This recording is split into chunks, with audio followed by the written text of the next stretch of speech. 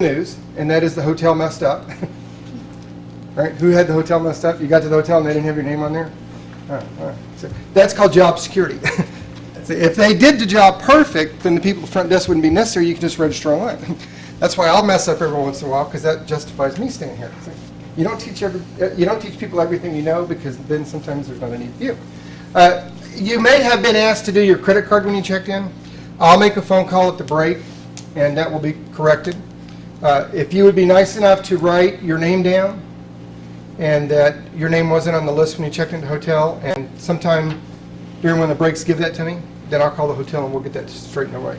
As I've gone to trainings over the years, and I've gone to a lot of them over the years, there's a couple of things that concern me when I come in a room. First of all, it's the unknown. You come in like, where am I going to sit, and what's going to happen, and what material. So that's why I like to make sure that everything's laid out for you when you first come in.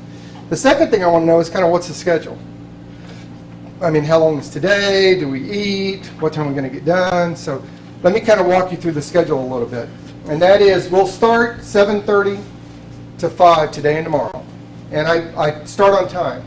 I recognize a couple of things. One of the things I recognize that each of you made the choice to give up the opportunity to earn commission to come here today. And you also made the choice to take time away from your family. And I respect that. You came here on belief, just on faith that you're going to get something of value. And my goal today, and I only have one goal, today, tomorrow, and Friday, is that you walk away with at least one concept that you will go back and use. So with that in mind, I will start the classes on time, 7:30 today, 7:30 tomorrow, 7:30 Friday. Now, here's the schedule for Friday. We'll vary a little bit on Friday. Today, we're going to finish at 5. As we close out the day, those of you who have questions or want to stay behind and interact with anything, I'll be happy to stay as long as you want to talk about stuff. There's a computer lab back here, so if you need help online, if you need help downloading any information, going to the training site, we can do that at either the breaks, or we can do that at the end of the day. And Phil, this is your room. I mean, what you guys do out in the field pays for this, so feel free to explore the room. So that's the schedule today and tomorrow. Does anybody have any questions about that? We'll take a break. Again, I go to a lot of training. I've been to a lot of training as an agent and manager over the years. And I recognize that the mind can only comprehend what the rear can endure. Chuckle, chuckle. So I do take a break about every hour and 15 minutes. And we'll usually take about a 10-minute break, and then we'll come back again. On Friday, what will be different is that we'll meet here at 7:15, and I applaud you guys that were here early this morning. I really appreciate that. We'll meet here at 7:15. We will leave at 7:30 and walk over to the home office on Friday. We will have breakfast at the home office. And then we're going to do a home office tour. And the tour involves taking you through the process that would happen for you as an agent when you write business. So when you write business, when you write your first piece of business and you turn it in at your local office, what is your manager going to do with that piece of business? Disappears into infinity. Off into the black hole, right? He's going to mail it to the home office. So where do you think I'm going to start you guys off at on Friday morning? Mailroom. In the mailroom. Give it up, dude. Look at this. We got some high fives right off the get-go. We're going to start you off in the mailroom because it's important to understand how the mail is received. American Republic Enterprise owns a number of companies and other distributions. So they receive about 10,000 pieces of mail a week in that mailroom. So it's important to understand how that mail comes in.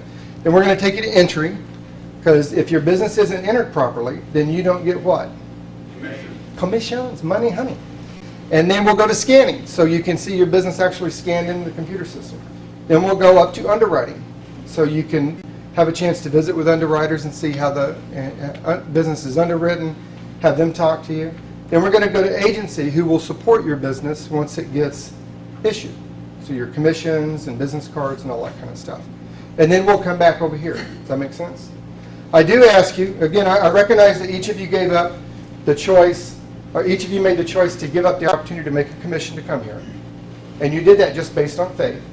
And you gave up the time with your family to come here. So I won't disrespect your time by receiving phone calls, and I would appreciate if you do the same for me. Everybody put your phone on vibrate or turn it off, or however you need to do that. So that's kind of the schedule. Here's what we're going to do. In your books, if you'd be nice enough to open up your 3-ring binder, that's the material we're going to go through today. On the left-hand side is a registration form. If you'd be nice enough to complete that and pass it forward, and that's for a couple of reasons. One is I want to be able to communicate with you personally as we go forward. So I want to have some contact information for you.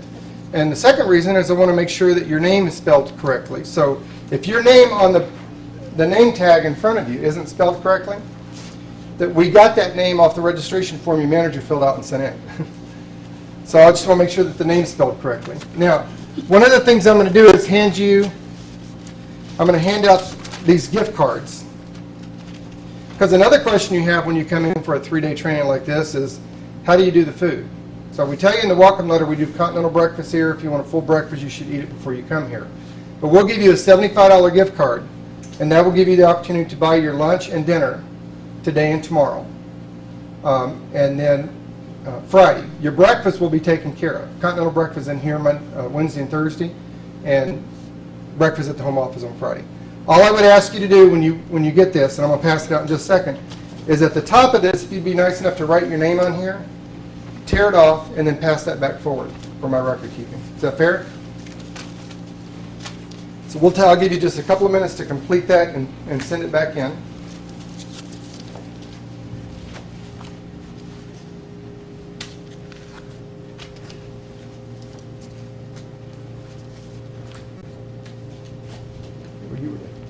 Got that hand going there. Give me my money, honey. Hey, you can double up, double or nothing. You're Lloyd. All day. Are you an employee of American Republic? That's a good question. That's step 1, and I'm on step half. When I get to step 1, if I haven't answered that, you let me know, okay? Now, I'm going to cover that in just a second for you. Yeah.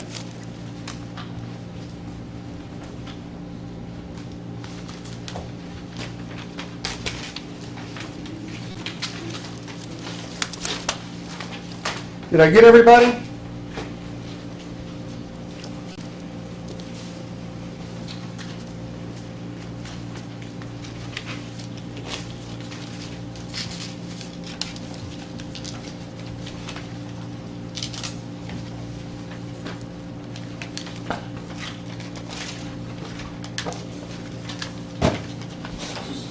This activation number, we need to do that? Well, at the break, you can do that. Yeah, you don't do that now. But Well, that's what I meant. I didn't. yeah, you call the 800 number, and you'll push number 1 for English, number 2, and then you'll enter your activation number, and then it'll ask for the 3-digit code on the back, and you'll enter that, and then you'll push 1 to activate it. So it's just that top portion. If you would just tear that off and give that back to me, I would appreciate it. You said something about signing this? No, I just want your name on it. If you just write your name across the top of it, I would appreciate it.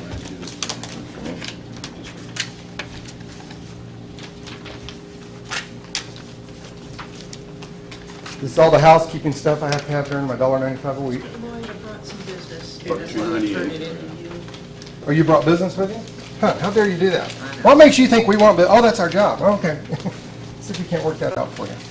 Come up to me at the break, would you please?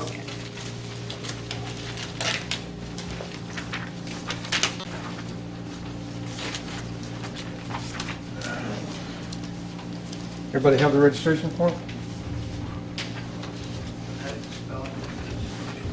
That's compliance. I don't need that. What's this? Oh, okay. Could you bring that to me at the break? Because if I mix it in with this, I'll forget. You'll get charged. You'll tell your manager. He'll call me and complain, and I'll have to pretend I care. Right now, I do care. When is that the bad? time to ask a question about underwriting? I've already turned in business, but I have a question about underwriting. When you're Well- there, when you're there Friday, right? Well, As we you get- know, I don't know if it's appropriate to ask while we're there, or, You can ask it during the class. Okay. You can ask it at one of the because I breaks. had a question about what they did to me on a deal and why it was handled that way. Okay, well, you can come to me at the break if it's about an individual case. Well, it would be a general question, the way it worked out. I mean, can I ask you now? Yeah, go for It's it. real quick. I mean, they called me because I turned in an application, and they said the guy told them he was 6'1" and 300 pounds, just guessing at his weight. So they said, well, it's declined because of his weight. Well, but they didn't tell me over the phone he's within 3 pounds of being accepted, Okay, what's your which question? I didn't know. Why wouldn't the person that called me say, you know, it sounded over the phone, because the guy wasn't sure what his weight was, he guessed at it.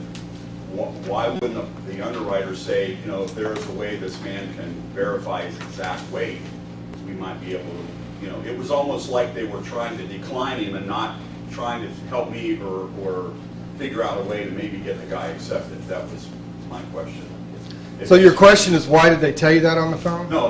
Why didn't they say to me on the phone, well, he's within 3 pounds I don't of have- being accepted? I don't have a clue. I I don't have a mean, clue. is it not typically they would do that? I don't have a clue why they told you that, but that's an individual case, so what Yeah. we need to do is at the break, Okay. come up to me, I get the person's name, and then we'll look into it. Well, I don't remember who it was, who called me, but Okay. Do you want me to look into it? no, I mean, I just was wondering how, I guess the general question is when underwriting calls about a situation, are they gonna help you try to figure a way to get them done, or are they just? Well, I that's can not- answer your question in a couple of ways. One is, if they don't issue business, they don't have a job. So my guess is they probably want to issue business. Well, My guess sure. is. And number two, I can't answer your question because it's an individual situation. Come up to me at the break. Okay. I'll get a little information from you. We'll look into it. Okay, Is that fair? yeah. Okay. So here, let's see. We did the. I told you about the material. Told you about the survey. Is there anything else I forgot? Anything else I need to add into this? Any questions I haven't covered? Yes, sir. Are you gonna be nice to me? Okay. Don't be nice to me now. If you're nice to me, Steve, you'll be different than you were last week, and I'll have to be mean to you. A couple of these guys, I met with them last week to do some training. Yes, sir. I wasn't being too, No, you were good. I was testing you a little.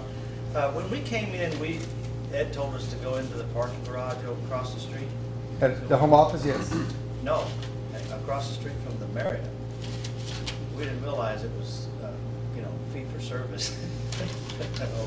So what you're saying is that you're paying to park over there? No, I got out of it, Okay. but I didn't. Did you get the welcome letter that we sent? I did, and I didn't. And did you notice in the welcome letter it said park at the home office? Yeah, Oh, okay. I realized that. So here's kind of what happened. See, this guy went to the doctor and said, "Doctor, it hurts when I do this," and the doctor said, Don't do that. "Don't do that." Yeah. So the welcome letter said park at the home office, and then you don't have to pay. So where are you parked right now? I'm at the home office parking lot. Look at that. All right. Check it out. Yeah. Baby. Right on. All right. Well, again, the good thing about things that getting messed up is, it clearly represents job security for somebody. Until I complain, and I will complain. Anyway, all right. Welcome aboard. Do we cover all the housekeeping stuff? The restrooms are right here. There's 2 of them. They're unisex. So guys, lift the lid, aim, and be considerate, right? Right, ladies? All right. There are also, if you go out the door and turn to your left, curve around right next to the Mexican restaurant, which is really, really, really good food. There are public restrooms out there. So we have coffee here, and the way you make the coffee, what do you infer from that? What do you infer from that? What do you make? We make You stepped in what? The way you make the coffee is as you do this, okay? You open the bag. Green is decaffeinated. Yellow is regular. You open the bag. You empty the used one in the trash can. You put the new one in here. Put that back in, and you push the brew button. Who can see themselves doing that? Okay, good. Now you're assigned to do that. Because I had the class to do the coffee. The drinks, if the refrigerator runs low, I'll try and keep an eye on it and keep it filled up. But if for some reason I fell at that job, the water's down here, and the soda's down here, and feel comfortable filling it back up. Okay? Is that good? We will do snacks. So later on this morning, I'll set the snacks out for you. If you don't like what's in there, then you can open the cabinet and get some other snacks, all right? Because again, this is about you. What you do out in the field helps pay for all this. But at the same time, we're a team, so we have to keep the room moving. They didn't assign me someone to clean up and do the coffee and all that, so we want to work as a team. Is that fair? All right. Okay. So is there any other housekeeping stuff we need to do? Anything I haven't answered for you you'd like to know about? All right. Well, let's kind of get started here. My name's Lloyd Lofton. I gave everyone my business card. This is my cell phone number. I travel a lot, like almost every week. So while my business card has my desk number on it, my office number on it, for example, today if you were to call me right now at 7:45 and you called my desk, what do you think might happen? Might get transferred to your cell phone. You might get my voicemail. You probably wouldn't get transferred to my cell phone, but you might get my voicemail. So if you want to get me, you would call my cell phone. My encouragement would be to call my cell phone first. Now, if you call my desk phone and I don't answer, I don't call you back within an hour, I'm probably not in the building. So I would encourage you to call my cell phone. But I will call you back by the end of the day. I don't take calls when I'm doing trainings like this, but at breaks I'll check my messages. At lunch and at the end of the day I will call you. You can also email me. The advantage of emailing me, what I would encourage you about emailing, what are some of the things you would call me about? Well, you might have questions about prospecting, handling objections, running your business, any other kind of questions that I can be of assistance with. If you email me, the advantage to you is that I can forward your email to other people that will help me get things done for you. So while I'll take your phone call, and you're welcome to call me whenever you need to, if it's something you need handled, like something was sent out to you, or you need to check on underwriting or check on something, if you email me, even at one of the breaks, I could forward it to somebody who could handle that for me. Okay? Yes, sir. Is there a dot between Lloyd and Austin? There's a dot between there. Now, I'm Caesarean, so that's probably why you can't see it. But if you look on the I'm blind. if you look on the business card, it's I also don't there. have one. I didn't get one. I didn't just walk over and hand you a business card? Okay. Okay, you've been here 5 minutes and you're already starting to be a problem, buddy. I am. Teachers all While have while we're on this subject, I guess that's ARIC at the end. Huh? Yeah. A-R-I-C. Okay, both of you are going to be a problem, huh? I see, all right. It doesn't exactly look like. All right, so now you're complaining. So, see, that's the next thing I was going to say to you. We're going to talk about a couple things. I'm going to start writing, and as I get done with this, I am going to ask you guys to tell me what industry you think I should have worked in. Although some of you might already start having an opinion. Anyway, so again, I said I appreciate you being here. I recognize that you gave up the choice to not make a commission today, tomorrow, and Friday by coming here, and that you came here on faith, just on the belief that you'd get something of value. I also recognize that you left your family. And as a result of that, I want to make sure that I treat your time with respect, but I want you to do the same thing. This is an interactive class. This is not about me. This is about you. When I go to trainings, I'm not really interested in hearing how wonderful and bright and intelligent and successful the idiot up front is. I want to know what he's done specifically that I can go back and do and make money off. Does that make sense? So as a result of that, I want to make sure that you ask questions.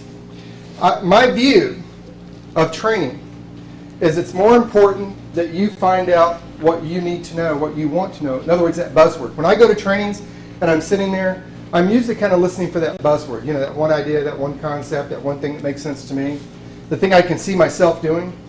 So while I'll listen to everything that's being said and I'll be polite, the head nodding, once I hear that buzzword, I tend to go, oh, right? So this isn't about me being right. This is about you finding a concept that will work for you. Consequently, I don't think that there's a right way to sell. I don't necessarily think there's a wrong way to sell. I think there's a way to sell that you will find that will work for you. You won't find me one of those kind of people that says, oh, well, that doesn't work, or you shouldn't do that. The only way I know if you should do something is if you get the results you want. So I'm a very results-oriented person. As a result of that, I expect you to challenge me. It's okay to say, hey, I don't agree with that. I can't see myself doing that. That doesn't make sense to me. I'm good with that, because the truth is, and you'll find that I'll tell you what I think the truth is. I'll tell you the goods and I'll tell you the bads to the business, so that you can leave here well-informed, and you can leave here on Friday having a concrete idea of how you're going to run your business. And everybody knows that you're in business for yourself, right? It's a straight commission job. Got to make sure that secret's out on the table. In fact, That big salary they told me about, we don't get? well, we were going to give it to you. Oh. But then you put me on the spot about underwriting. We said, well, you guys are not getting crap from us. Chuckle, chuckle. Now, I do intend on having fun here, guys. So, I would encourage you to have fun. If you don't have fun, I'm still going to have fun. So, the point of this is about you. It's not about me. It's about you coming out of this with one concept that you will go back and use. So, I do expect interaction. I ask a lot of questions. We'll get up and do some role playing. So if if your personality is the kind that you don't really want to participate, this probably won't be a good class for you. But other than that, I think we're going to have a pretty good time. Let me tell you a little bit about my background.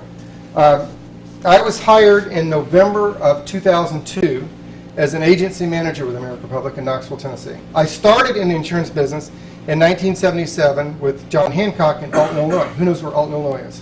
Where? Did he really say where? Alton, Illinois. Oh, I know it. Alton Box Factory, they make boxes there. It's right across the bridge from St. Louis. Yeah. And it was a debit company. In fact, all the insurance companies, the big boys, were debit companies. Who knows what a debit company is?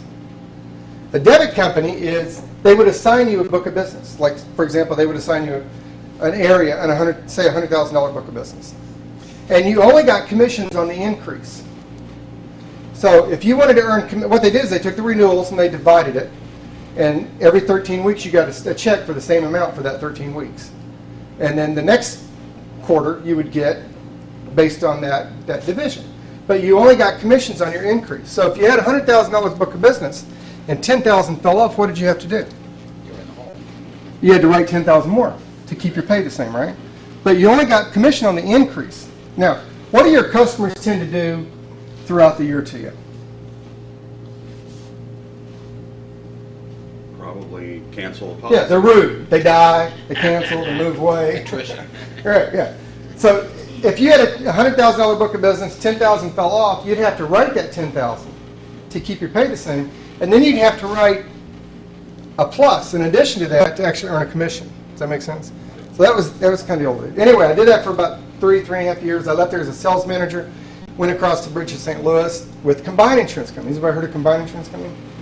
That's the best, in my opinion, the best training ground there is. That's the old door-to-door way. So I was a field trainer with them. So what would happen is Christy, you would go to the 2-week sales training school. You know, these guys got a great attitude, and I'm going to be kind of commenting on them over the next couple of days. I'm in here yesterday morning. I'm that type A personality. I'm the guy that, you know, you show up, your work starts at 8 o'clock, and I'm the guy that's here at 6:30. So I was here yesterday morning about 6:45. I'm over here working on the presentations and stuff at 7:30, and these two guys come walking in. Oh, by the way, just to get all the questions out of the way, I had polio when I was a kid, and I've had a lot of surgeries. That's why I limp. I'm not limping because I was out drinking last night. And that doesn't mean that I wouldn't be limping because I was out drinking last night. I'm just not limping today because I was drinking last night. Okay. So they come walking in here, and you know, just very ready to get going. And I look up like, can I help you? Because a lot of times when I'm in here, people, you know, they don't know what we are, and they walk in by mistake, and they say, well, we're here for the school. Huh? Probably won't be a very exciting school today because it's tomorrow. They got kind of some misinformation, but anyway. So where was that? Oh, so I'll do that a lot. I kind of wander around. So I started with Combined Insurance Company. Christy would come out of the 2-week sales school, and I'd get a phone call that says, here's your new crew. And we worked as a crew. So I might like have all of you assigned to me. We'd work at a crew. So I would call Christy, and I would say, hey, Christy, Lloyd Lofton, I'm your field trainer. I need you to meet me in Mexico, Missouri on Sunday night at Motel 6 at 7 o'clock. And then on Monday morning, we'd have our sales kickoff meeting at 7 o'clock. And you would give me your numbers, how many policies you were going to write that day. And then I would take everybody in my van, and I would drive you over to this part of town. I'd say, this is 7-Eleven. I'm going to pick you up here at noon. And then I'd drive you all the way over to this part of town, and I'd drop you off. Now, between 8 o'clock and noon, what did you have to do?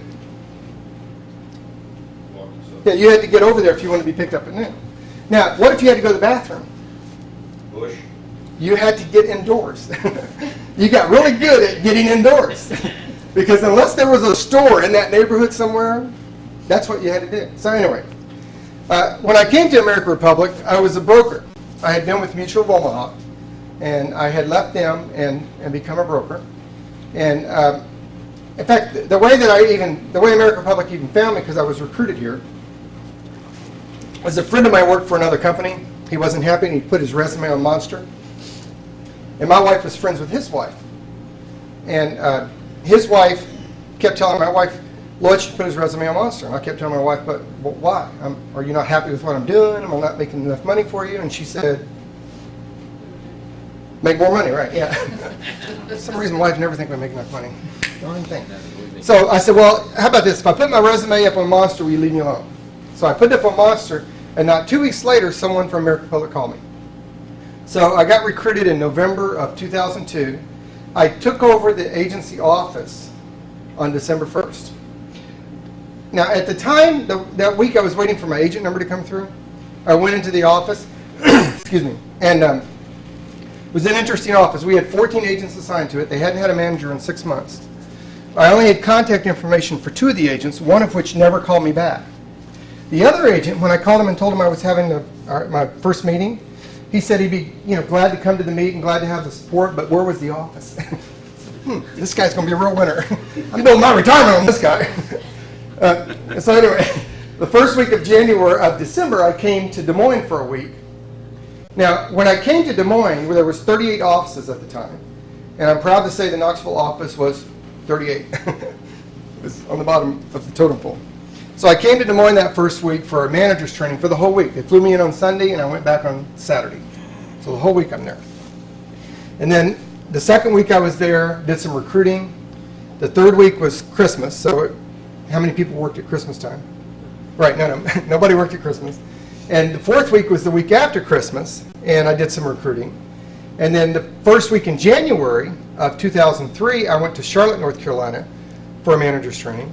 And the second week of January of 2003, I was brought to the home office. Now, during that period of time, I had gone to Charleston and done an annuity and long-term care training for the regional who had hired me a couple of times. And someone from the home office had come to my office to watch the training. So when I left the manager's training here the second week, have I got y'all confused yet? It was an interesting 6 weeks. The second week of January of 2003, I left on a Wednesday, got home, and I got an email with a job description that said, would you be interested in the Assistant Director of Sales Training for American Public? So I ended up moving to the home office. Now, it sounds impressive to say you were manager of an office, right? But we were 38 out of 38. There was one agent I could find, and he didn't know where the office was. And we ended December 15th in the country, and 2 of my agents were the top 10 life agents in the country. Now, does that sound good? Yeah. Okay, but the truth is, I'm an idiot. I didn't really do anything. I picked up the phone, I called a bunch of agents I knew. I knew they were unhappy. I said, you need to quit and come over here. They came over and they wrote business. So sometimes what you think you know isn't what you know.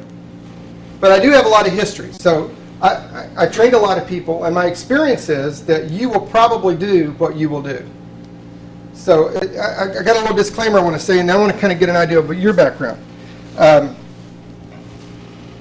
not saying this is true for everybody, but in my experience, if I go to a training or I go to a meeting somewhere and there's a number of people in the room like there are here, I think, in your personal life, do you have friends and associates that are kind of based on common interest? Like things that you have in common.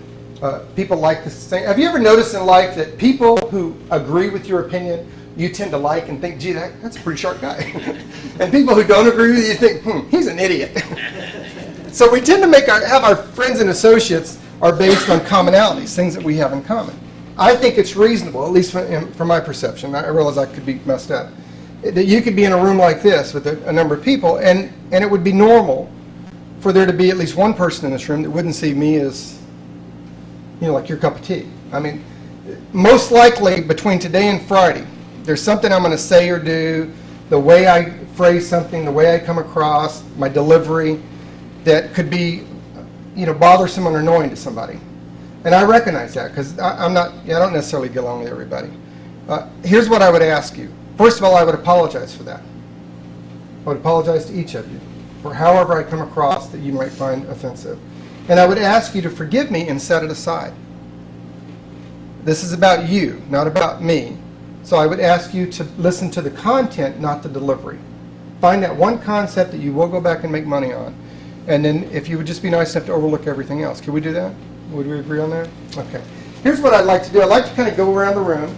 Now that I've given you a little bit of an idea of my background, now I just want you to know you're going to get really good training here. Now, when I was hired as a manager, who heard of American Public before you came on board? Okay, a couple of people. Who knew it was a health insurance company? Okay, it shows you how stupid I was. I had no idea. Like, I was here for a couple of weeks, went to a manager's meeting. There was a VP of the company there, and I said, is American Republic an insurance company that also sells health insurance, or is it a health insurance company that also sells other insurance? And he said, well, we're a health insurance company. You know, I mean, his whole body was like, what are you, an idiot? You took the job, don't know what we do? Okay, well, I'm a husband, so obviously I'm an idiot. If you don't believe me, ask my wife. So at the break, I called my wife and I said, I'm in trouble. Because I didn't sell health insurance. I sold maybe 4 or 5 group policies a year. Well, that's not true. Actually, I didn't sell it. I had a friend of mine I called out. We'd go out together and we'd split the business. So I didn't really know a lot about health insurance. So that should give you a lot of confidence. You're going to learn a lot today. So I just want to kind of get an idea of your background. And here's the 3 things I want to know from you. How long have you been with American Republic? And I have people that have been here for 1 day and people have been for a year, whatever it is. How long have you been with American Republic? What industry you were in before you came in the insurance industry? So sometimes people will say, well, I've been in insurance for 15 years. I was P&C agent. Okay. Well, what industry were you in before you got insurance? Does that make sense? So whatever you did before you got, well, this is the only job I've ever had. I was in college before that. Well, then that's what you did before you got insurance. Okay. So whatever you did before you got insurance, and then the one thing you want to get out of here. In other words, when you heard you were coming and you packed and you drove or you're on the plane, in your mind, most of us were thinking, gee, I hope I learned something about prospecting, writing a business plan, objections, presentation. Now, this is a sales training. It's not product training. We will discuss product as it relates to making presentations. But most of us have some one thing that we kind of have an issue with, building our confidence, whatever it is. That one thing you want to get, I want to write that down. Can we do that? Is that fair? Dave, can I start with you? Sure. All right. So how long have you been with American Republic? 1 month. 1 month, all right. And what industry were you in before you got here? Healthcare, Healthcare? delivery, and finance. And that means, what did you do? I worked for Blue Cross Blue Shield for 16 years. Oh, did you? As a manager of Medicare and Medicaid and underwriting and actuarial. Okay, well, that's who you asked your underwriting questions to. And a couple years with Eli Lilly. And so how did you, sales, I mean, I understand the healthcare and Yes. the underwriting, but how do you get involved? In recent sales? years, I've teamed up with an elder lawyer, and her and I, of course, address senior needs, and all of a sudden it became obvious that some senior products would be a very good complement to our services, and so I started on the insurance route. Okay. So before you were doing the insurance, what were you and elder lawyer doing with people? She, of course, was writing wills and power of attorneys and trusts and healthcare powers, and I was addressing government benefits such as Medicare and Medicaid and So like as a consultant? exactly. Okay, all right. Well, that brings some good experience to the table. What's the one thing you'd like to get out of here? What's the one thing you like to, on Friday when you walk away, you think, okay, I got that answer. Gain more confidence in sales approach and delivery. Having never been a salesman before, I think I could use a little bit of that. Well, I appreciate you having the courage to say that in a room full of strangers. A lot of guys, we have egos, and I think confidence is a big issue. And we're going to discuss, in fact, a lot of this morning is going to be centered around that whole concept of confidence. Because it's kind of like making phone calls. If one of the ways you're going to prospect is making phone calls, the very first phone call you make, we're usually pretty excited and pretty motivated, and it comes across in our voice.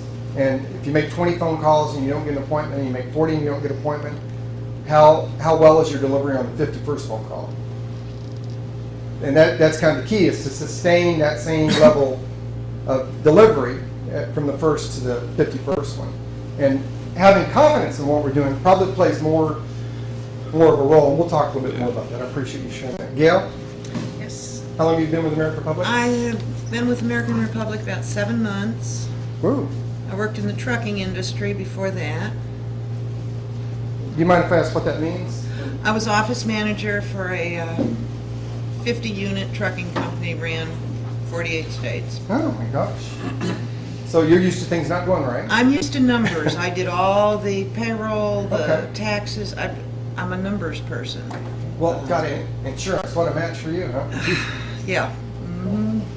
And what's the one thing you'd like to walk out of here with? The one thing you want to know the most about? There's a lot of things I need help with. Never I don't know if I'm that having, intelligent, so. never what would one thing having be? been in sales Okay. like this before. I think one of the things I have the hardest trouble with is not feeling like I'm nosy when I'm asking them for personal information. Oh, okay, yeah. It's very hard, once I get the appointment, I'm never sure what questions are going to be appropriate and what are going to make them angry. Right. But I know I need answers to all of them. I can understand that. And is part of that the sense that, what are they going to think if I ask this?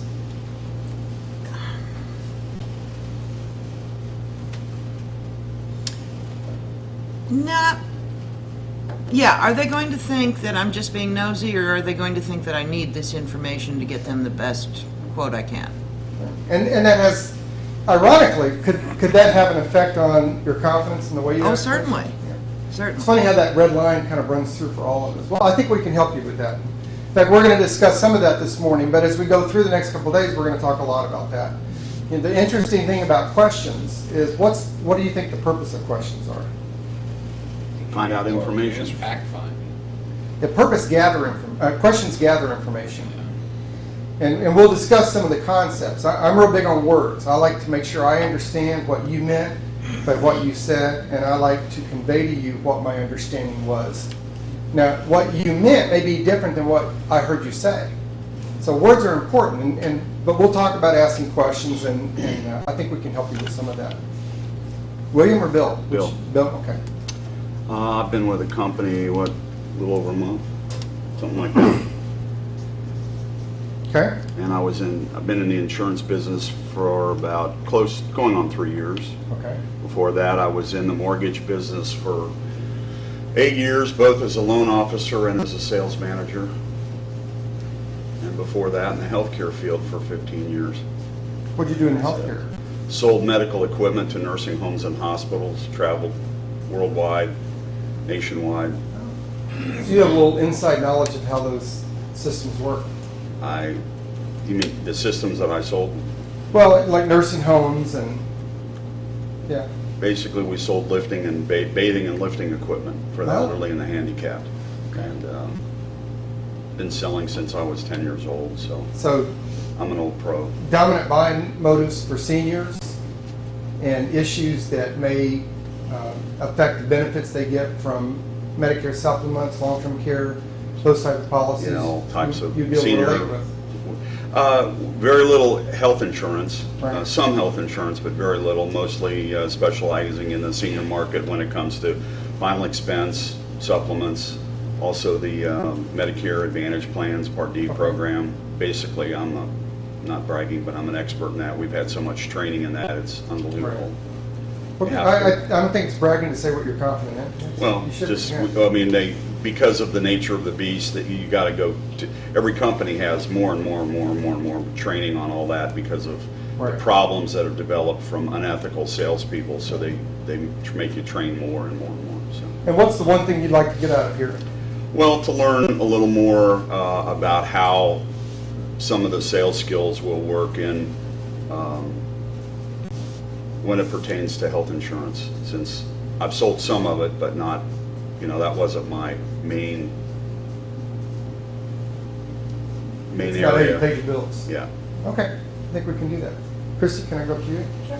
How long have you been with American Public? Approximately 5 months. And what industry were you in before? PNC for 6 months and telemarketing before that. Okay.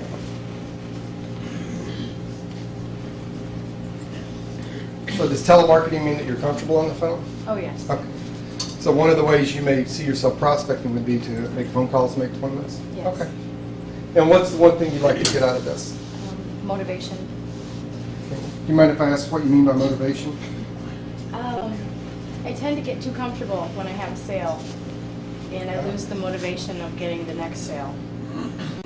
And what do most salespeople do as soon as you make a sale? Go home, right? Yeah.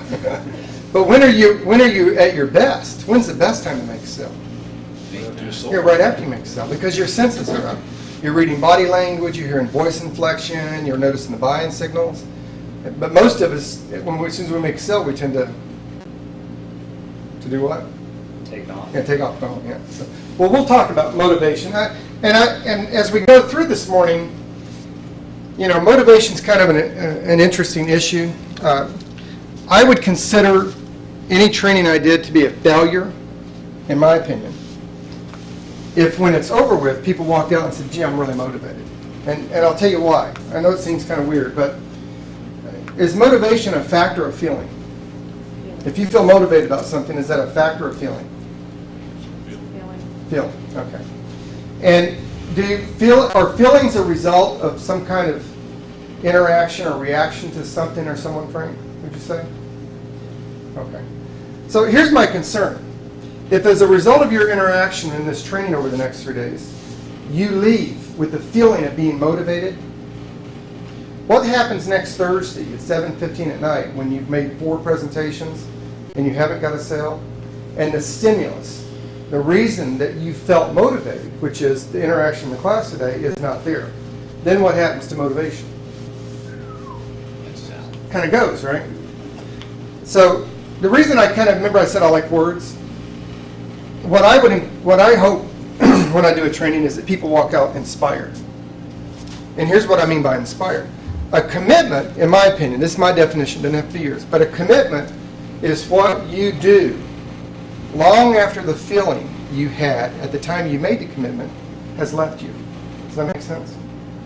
So the reason I'm interested in the one thing that you want to get out of this is because my experience is, if that's your issue, and we help provide you enough information, or help you come up with one concept regarding that issue that you will go back and do, will you be motivated to do it, or will you be inspired to go do it?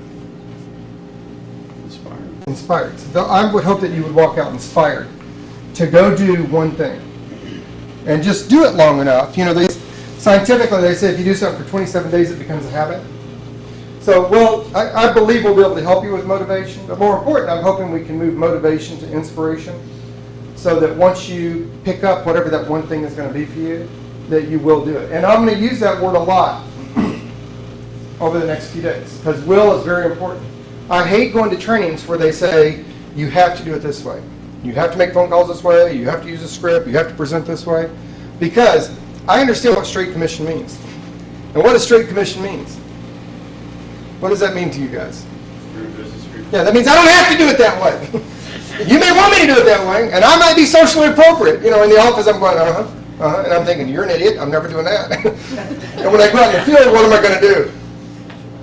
I'm going to do exactly what I'm going to do, right? So, for example, I'm a door knocker. Now, I can do the phone. I'm pretty good on the phone, and I teach phone clinics. But for my personal life, when I sell, I'm a door knocker. I'm going to go door to door. So if you hire me and you say, okay, the only way you can succeed in this business is you have to make phone calls, I'm going to look at you and go, and then what am I going to do when I go back home? Knock doors. I'm going to go knock on doors. Now, my guess is if I have production, you're probably going to say what? Good job. Okay. But so I would not come across to you and say you have to do it this way. But my guess is that you're going to go back and you're going to do what you will do. And that's why, again, I say this isn't about me.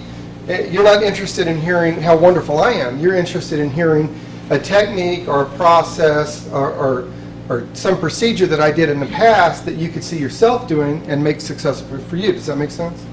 Okay, the lecture's over. Tony or Anthony? Tony. All right. How long have you been with American Republic? 2 months. And what industry were you in before? I did heavy equipment operating. Ooh.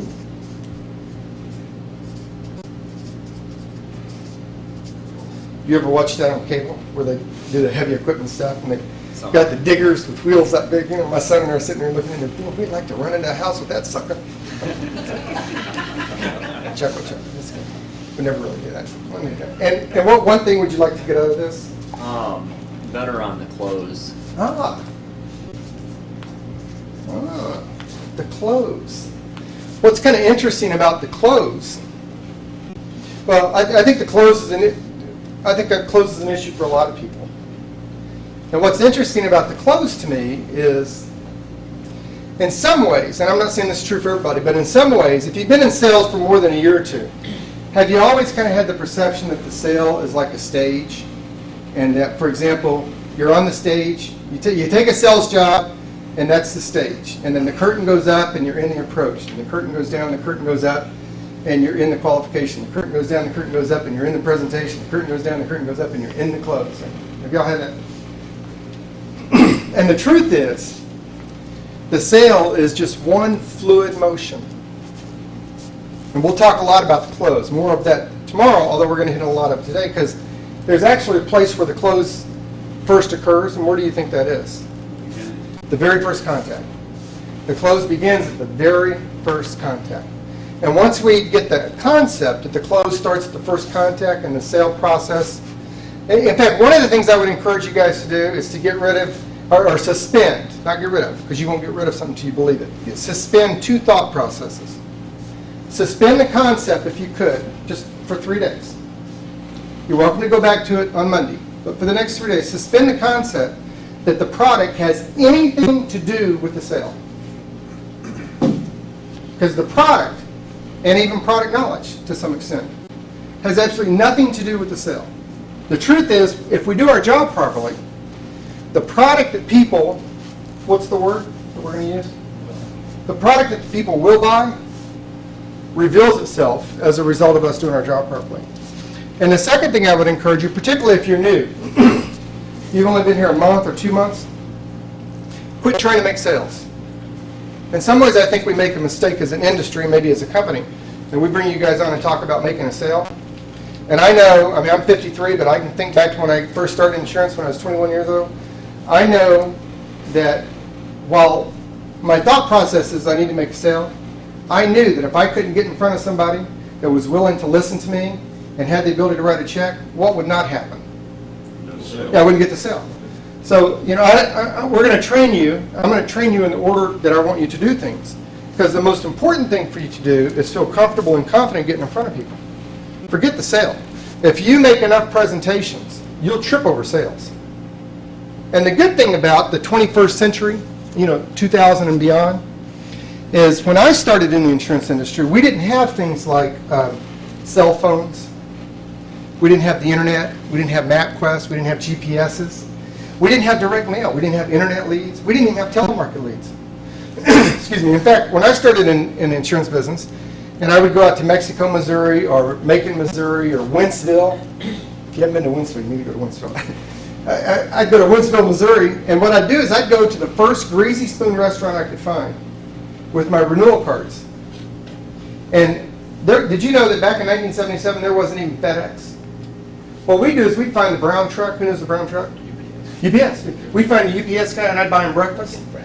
Lay out my, because the renewal cards we had back then, and probably, I think it still happens today, the addresses would be like Rural Route 1, Box 15, turn right at the green barn, and left at the broken oak tree.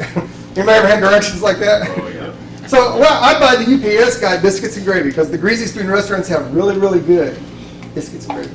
And he'd go through my cards and he'd tell me where everybody lived. Or you become professionally lost. So sometimes as soon as we become a highly trained licensed professional, we lose our ability to communicate as human beings. I like being professionally lost because people tend to like to help people. You know, it empowers people to help them. That's why when you walk in a house or a business, if they offer you something to drink, you should never refuse it. They're opening up hospitality. You should never refuse that. Nobody says you have to drink it. Always take the drink. You know, but I'd go up to a door and say, "Can you help me out? I'm trying to find Bob Smith and Ella." And I've had people bring me in their house. They got the map out. They're mapping my whole thing out. And that's funny how that works. So, and how do we get on that subject there? The close. It's one. I do that a lot. Remember I told you? It's one fluid process, the sales process. So if you could suspend the concept of product or sales for the next 3 days, then I think you might be able to pick up that one concept you're looking for. Thank you for sharing that.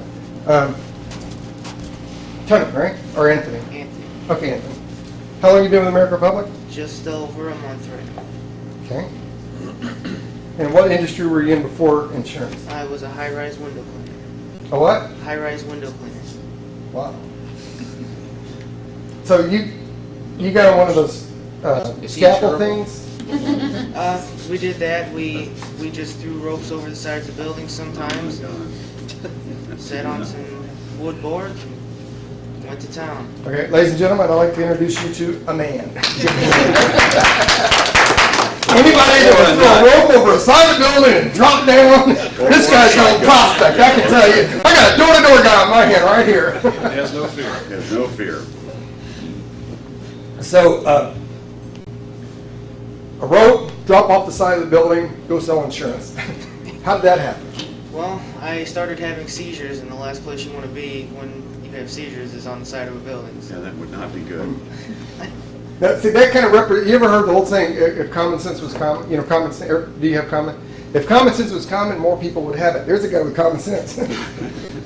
So you start having, did that pass? I mean, do you still have them? Or? As long as I take medication for it, I'm okay. It's not epilepsy or anything like that. It's actually kind of a flow Excuse me. Yeah, between you and I, okay? Because they can't hear us in here. Okay. I had polio when I was a kid. So when I worked the senior leads, I have a cane, and I use that to go to the door, and I limp a little bit more. Whatever works. Yeah, so, the seizures, we might talk about how that might work for you. No, I'm just kidding. And what's the one thing you'd like to get out of this? What'd you come? a little better at the cold call aspect of it. Try to generate more leads for myself. Okay, good. Cold call, more leads. Yeah, it's a funny thing about this business. If we don't have someone to present our product to, that's called No sale. unemployed, right? That's kind of the misnomer in this business. You sit, you do your pre-licensing study, you sit for the state test, and when you pass the state test, what do they give you? Piece of paper. They give you a piece of paper that says you are now a highly trained licensed professional. We take that paper home, we wake up on Monday morning, yeah, I've got my own business going here. Oh, I don't have any customers. How'd that work out? So yeah, we have to get in front of more people. And when you say cold calls on the phone, in person, how do you mean that? Walk and talk on the phone, however, Okay. just- What do you feel like you're going to be more comfortable with? To be honest with you, I think I'm better in person than I am on the phone. Somehow I knew that. Okay. Well, we'll kind of talk about all of it. My experience is to build a career. And the difference between a career and a job, J-O-B, Jackass the Boss, everybody have one of those jobs before, is the job is short term. And those are the people who are looking to go out and make a quick sell because when they signed up and they paid their $250, they could barely afford that. And if they don't get some money in the next week or so, they're going to be, the difference between broke and poor? Broke, you can still get credit. Poor, you don't even have credit. So the short-termers are just looking for the quick buck. The long-termers learn all the skills. My suggestion is to pick one market, one lead type, one product, and one presentation and become proficient at that. I mean, I know we have a good portfolio of products, and back in your offices they talk about that, but the truth is, in my experience, I'm not saying it's true for you, but in my experience, if you can't pay your house payment and your car payment selling one product, the chances of you paying your house payment and car payment trying to learn all the products is going to be slim to none. So learn one market, one lead type, one product, one presentation, one close, and become proficient at that, and then add the other things on. So you may want to start off with walk and talk and develop your phone skills and your other marketing skills as you go along. Let's go with Michael. Did I do you, Linda? Did I do you? This means yes. Okay, I have one rule throughout the school. This means yes, this means no. This means I ain't going to commit to that guy yet. Did I do you? No. Okay, Michael, you have to wait. Linda, go ahead.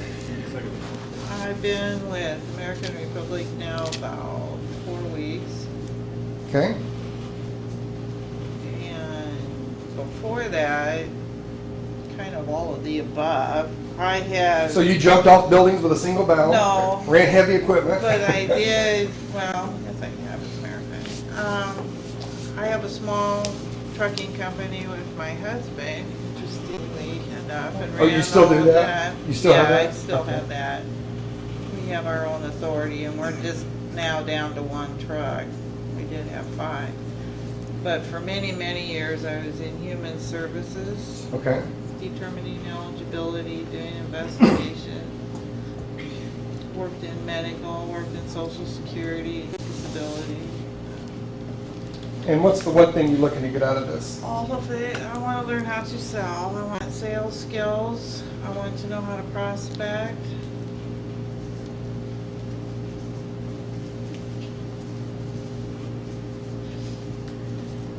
All right, I think we can help you with both of that. We'll talk a lot about prospecting, a lot of different ways of prospecting. And we will discuss sales skills.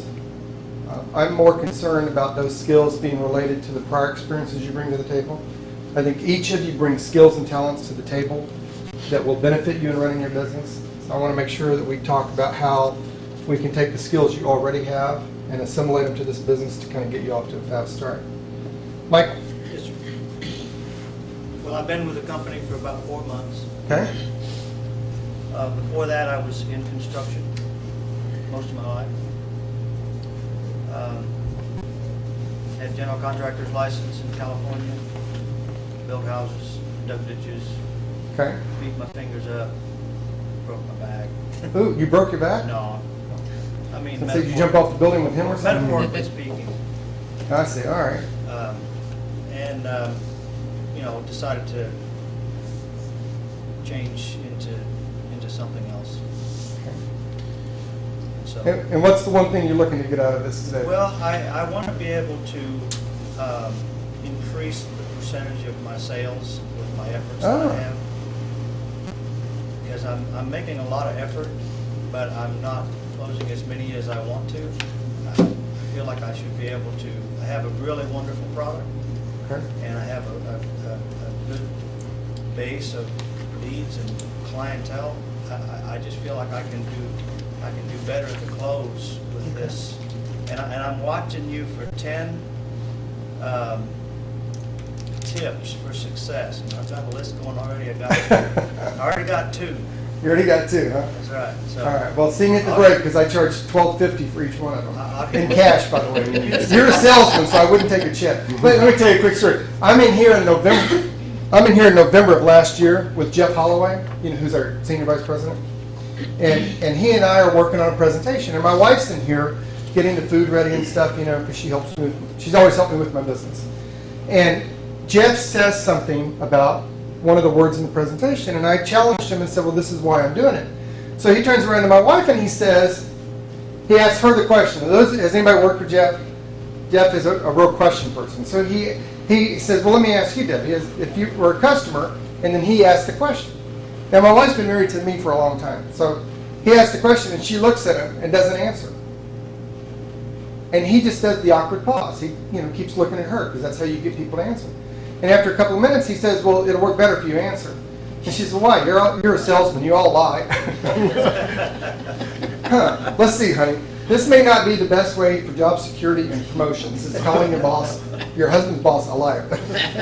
But she's a pretty straight shooter. Anyway, so we'll talk about increases. And by increases, here's what I mean by it, just so we're using similar words. We're going to increase the activity you do to increase the number of sales, as opposed to working to increase sales. Because the sale has very little to do with your success. It's the activity. The more activity you have, this is a numbers game. The more activity you have, the better chance you're going to have to make it sell. But the other thing we're going to talk about doing is on the sales that you do make, how to increase the percent of wallet share that you get. So that as you build your business, you will have to do less prospecting and more selling. One of the concepts that's important to realize about a straight commission job is you get paid when your customer says what? Yes. Yes. So you want to hone your skills and increase your chances of getting yeses for people, and focus on the yeses, because you don't get paid when people say what? No. Right. So we want to focus on the yeses. So I think we'll be able to help with that. Let's go with Steve, Mr. Shoemaker. 1 month, Okay. been in finance and insurance for 20 years. Okay. When you say finance, help me understand. Mortgage, I did the mortgage business. Okay. And what's the one concept you want to get out of here this week? Okay, well, to a little bit of story, I kind of tripped into the insurance. I did the mortgages and life insurance, and then got into the senior market. I've been doing that for 2 years. So Okay. supplements, things of that nature, really comfortable. Being in front of people, very comfortable. And having that experience, though, what I'm really looking for is show me the money, pretty much. Ooh, STP, huh? But I'm looking for a blueprint for success. I'm trying to put it, time and efficiency has become a priority now. And you're talking about the cold calling and things like that, is to get all the percentages up, cold calling, closing. Well, and I appreciate you saying that. That's one of the big issues that I don't think. I've had leads, and you learn that it's you. It's you. It's the person making the calls that does the percentage. Well, and the other thing to keep in mind, how many people in the room have had salary jobs? Had a job before that was a salary? Here's what's kind of interesting, I think, about our business, is that if you had a salary job, and your hours on that salary job were 8 to 5, Mary, what time would you go to work? 7:30. 7:30. And you would take your morning break, if they had a break. 10. You'd take lunchtime, Did. take an afternoon break. 3. And what time would you go home?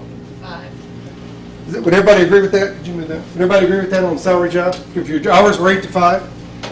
So on a salary job, if your hours were 8 to 5, you'd get there at 8 and you'd leave at 5, right?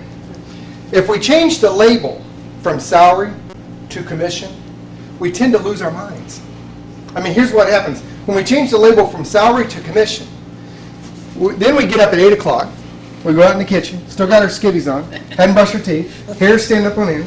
We get our cup of coffee, and then we take our cup of coffee, and we go back to our pretend desk, and we read our leads like they're a freaking library book.